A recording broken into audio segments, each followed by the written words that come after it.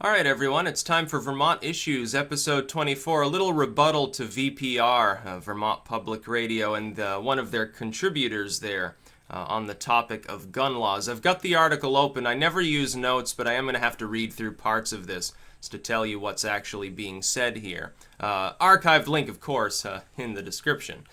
Doing our best to protect children, the role of guns in Vermont. Now, this article it's one of those articles that tries to walk a supposed tightrope between acceptance of self-defense and the Second Amendment and the other side, which is disarmament, slavery, basically, you could say. It's one of those things, it's meant to appeal to people with more supposedly centrist values by saying, oh, no, guns are fine, but we need common sense gun legislation. And so I'm just going to rebut that basic idea first and foremost. We already have common sense gun control in the United States. You already have to, generally speaking, jump through a million hoops to get a firearm. Depending on the state that you're in, it's either more or less onerous. Vermont's gun crime rate is extremely low. And that's despite the fact that because of our state constitution containing elements on steroids of the Second Amendment, we've always been a constitutional carry state. We've never had much in the way of meaningful anti-gun legislation. Essentially, if it's not coming from the federal level itself, like the acts from the 60s or something, we don't really have gun control in this state. The only thing we ever had was a suppressor ban. That has been rescinded now, so that's no longer in effect. That's the only gun legislation at the state level that we had. Now the only prohibitions we really have would be like in Burlington, you can't discharge a firearm within city limits. I suppose if you're trying to defend your life, it's a different story. Otherwise, you can't just go pop off a few rounds in your backyard at tin cans or something. Not clear if that applies to like BB guns and airsoft rifles, paintball guns, and things of that nature. Those might be covered, after all, it is Burlington. People arguing, though, for common sense gun legislation need to step back for a moment, I think, and realize one thing. Vermont is a low crime state, generally speaking. Rutland has now increased property crime, but the gun crime rate is still low within this state. The United States itself is at a near 50-year low in violent crime. That includes gun crime. If we didn't have common sense gun laws so that things were mounting and there were crime sprees and crime waves everywhere, you'd think that you would have already seen that effect. Lo and behold, though, it was in the 80s and the 90s, before McDonald versus Chicago, that you have the real crime problem in this country. And that was related partially to urban decay. It was related partially to social panic at the time, really, in the wake of some of the so-called violent strains within society in the 1980s. You certainly did have at the time a resurgence of bad race relations. You can see a million examples of that just by searching around on YouTube. That's really that, and the fact that we did have more gun control is what drove the gun crime rate upwards, because criminals within the inner city that use handguns that people never suggest regulating as strictly as sporting rifles were the ones doing the crime. There was a surge in crack and heroin and so forth. A lot of it took place in the inner cities. Small town America was partially sheltered from this anyway, and that's basically what Vermont is. We have common sense gun laws in this state. That is to say, almost none at all. That's common sense. Obviously, piling on more and more layers of gun control did little to nothing to stall out the crime waves of the 80s and the 90s. We're now back down towards where we were in the early 70s or in the 60s as far as gun crime goes in this country, and that's despite the fact that the population is so much higher. We're talking about absolute numbers, too. In some cases, it's just a glorious crime-free revolution almost. We're actually quite safe in this country, and if you look at where violence occurs within this country, it disproportionately affects large urban areas, which Vermont has none of.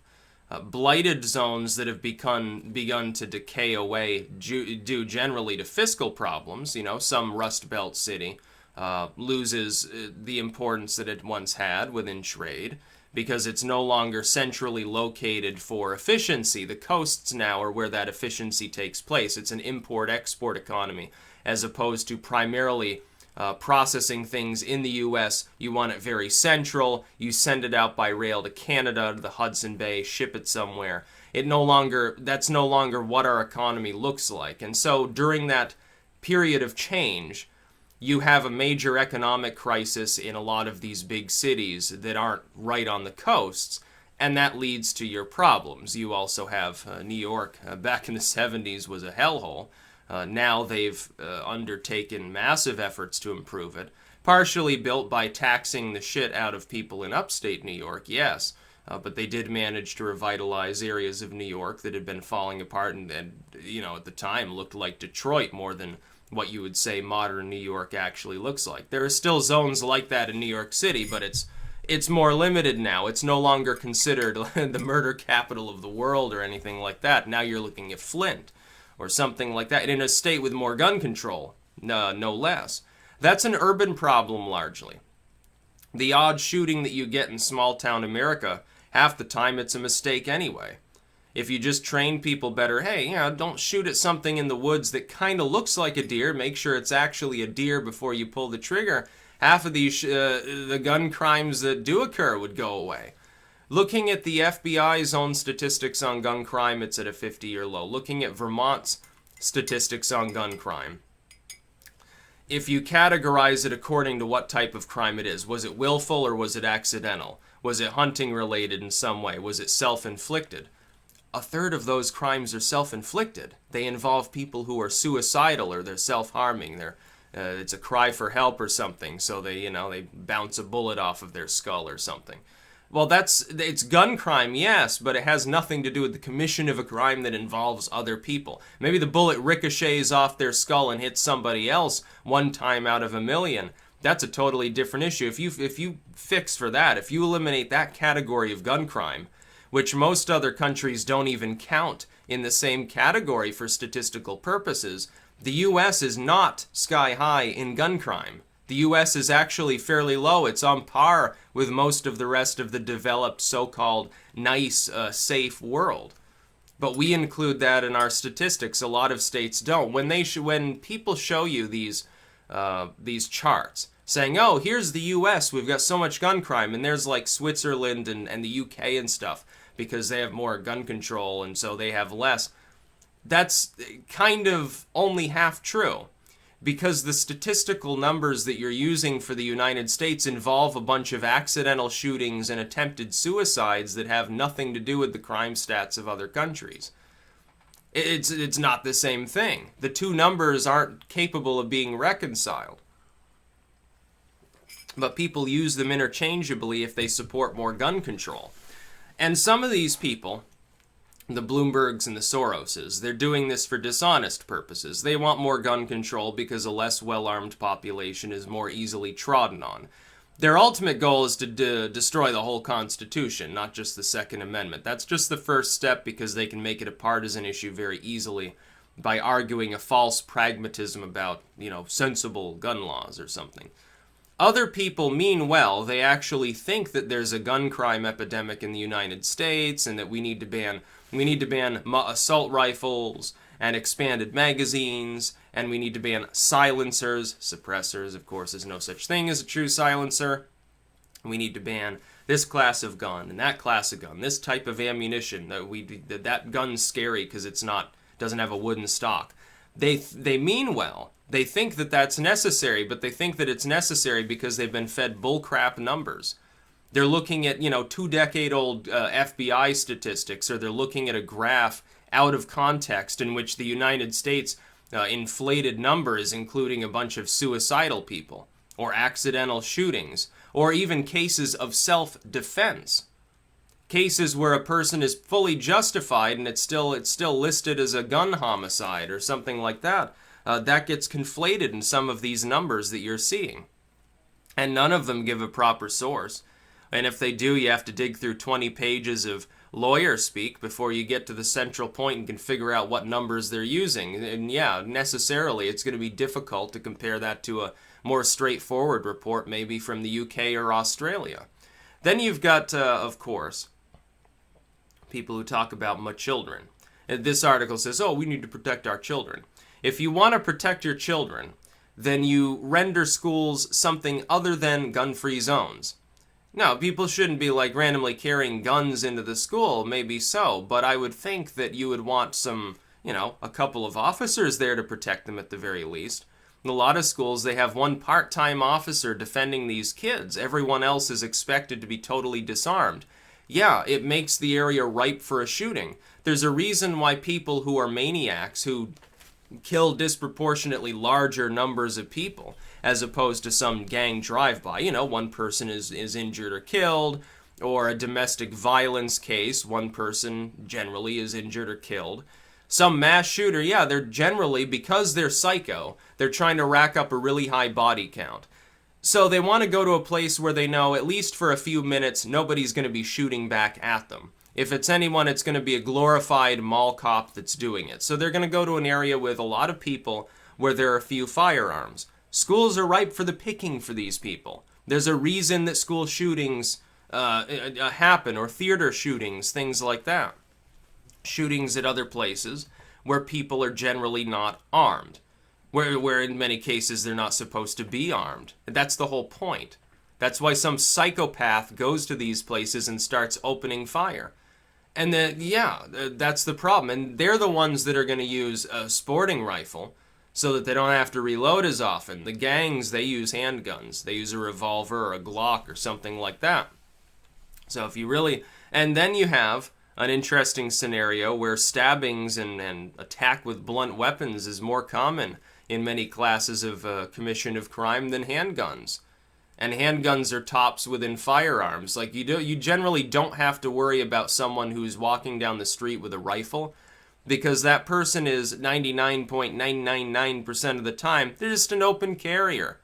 They're not going to blow anyone away. Look, if they wanted to blow a bunch of people away, they would be hiding the fact that they had a firearm on them to take people by surprise, unless they're totally stupid. And if somebody's totally stupid and psychopathic, they're not going to get very far. They'll probably end up accidentally shooting themselves before they shoot anybody else. Whoops, I just put a hole in my foot. Guess, yeah, okay, I'll try again tomorrow. I gotta go bandage myself and take some morphine or something. So we've got common sense gun control in this country. We've got common sense gun control in Vermont. What gun crime epidemic are we looking at that we think that our current legalese isn't working? If anything, we should be looking at rescinding existing gun control further. We should have nationwide stand your ground, nationwide castle doctrine, nationwide constitutional carry, nationwide concealed carry without a permit. There should be no restrictions on magazine size. There should be no onerous restrictions on firearm accessories. There should be no restriction on sporting rifles. There should be less restrictions on automatic weapons. You do realize that it's legal for a person right now to develop what essentially amounts to an automatic weapon, like a Victorian-style Gatling gun. You do realize that it's legal because it's crank-powered. They can mount that in the back of their pickup and drive around with it, and they don't even have to have a license. You do realize that it's legal to own an actual machine gun in this country. You just have to file for a permit, right? You do realize it's legal to field explosives in this country. Again, you just have to go through the permitting process to make sure you're not so dumb you blow yourself up, right? You do realize it's legal for private citizens to manufacture gunpowder and things like that, again, as long as they follow reasonable restrictions. That general system works. I think those restrictions arguably should be a bit less. What's the problem? How many times recently have you heard about somebody who got a license and has an automatic weapon, like they have a Browning or something, using it in the commission of a crime? When's the last time that somebody gunned down a whole crowd of people with a Tommy gun? When's the last time that happened? They do exist in this country. We're still talking about whether we should be able to end the Garand import ban and stuff like that. It's ridiculous. Some weapon that was invented 50 years ago, and people want it to be illegal. Why? What's the purpose? It's like in Texas, they've rescinded their long-standing prohibition on people carrying bladed weapons around. You can now carry a broadsword around in Texas. So far, I haven't heard of anyone taking their neckbeard katana and slicing somebody's head off in the middle of a street. When that happens, yeah, maybe you can debate over the finer points of that recension. Until then, though, what's the problem? It's a more polite society. It's a way to reduce crime when people are very visibly armed. It's generally going to stop people from committing crimes unless they're a psycho. Psychos are going to commit crimes anyway. If you deprive them of firearms, they're going to start building bombs Timmy McVeigh style. And the death toll will be larger if they do that, if they've got any understanding of chemistry at all. They'll just take a bunch of gunpowder and put it in some barrels and detonate it somewhere. Or they'll get a hold of fertilizer or something. You know, you can still buy bags of fertilizer at the store. You're not going to need to pass a background check to do so. Look at all the damage some psychopath does with that, as opposed to their little revolver or something like that. Now, we've got common sense gun control. We don't need more. We arguably need less in this country. We should be putting pressure on other countries to rescind their bad anti-firearms, anti-weapons in general laws. In the UK, Australia, places like that, yes, we should encourage all of our allies in the world to have well-armed populations as well, if only because of the looming chance of nuclear war. The survivors would then be properly armed to survive, as opposed to, you know, some group of people that's totally disarmed. 90% of them are dead. The rest don't even have weapons. Well, good luck to them. Good luck to them if a Russian column emerges over the hill. They're screwed. They're never going to be, they're total slaves. It's the definition of a slave. They can't even defend themselves properly. That's about all. Peace out.